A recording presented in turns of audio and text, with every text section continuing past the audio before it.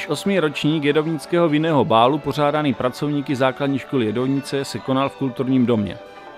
V pátek 15. listopadu se od 20 hodin v kulturním domě v Jedovnicích sešli všichni milovníci hudby, tance, dobrého vína a příznivci základní školy. Po náročných přípravách, které v podstatě začínají v letních měsících a končí slavnostní výzdobou všech prostor kulturního domu, mohl být vinný bál zahájen. V kinosále probíhal tradiční vinný košt, v němuž hrála blanenská cymbálová kapela Majerán.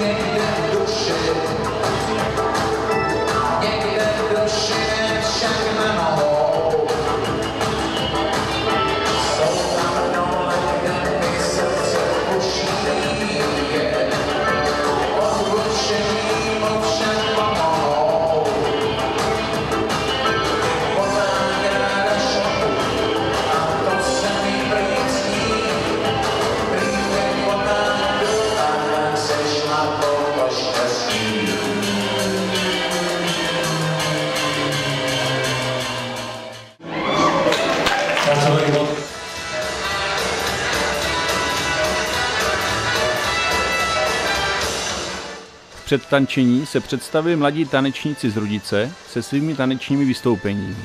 Byly to jednak klasické tance a také moderní rock'n'roll. V hlavním sále poté zahájila svoji produkci blanenská kapela Tom Sawyer Band.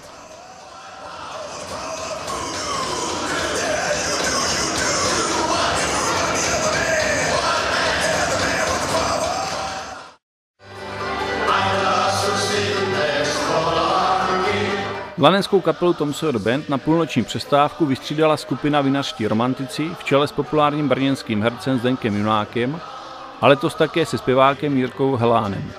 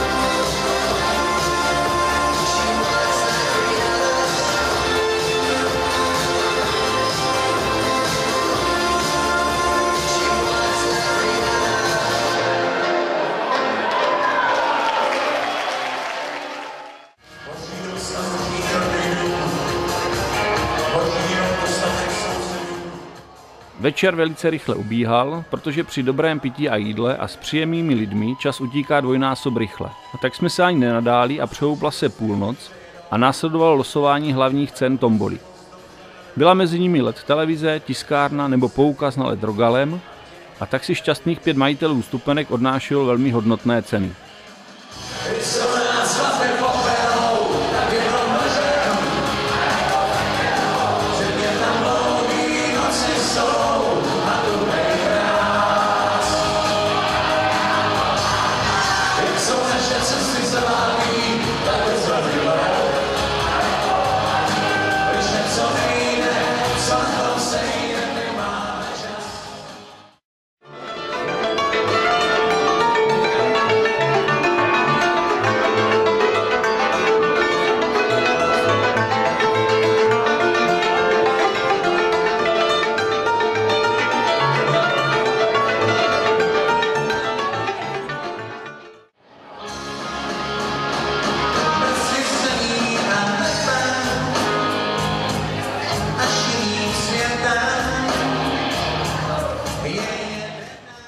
Vedení základní školy by chtělo touto cestou poděkovat všem sponzorům, místním a přespolním firmám, příznivcům školy a rodičům za jejich podporu, věnování cen do tombolí a také všem těm, kteří na bál přišli.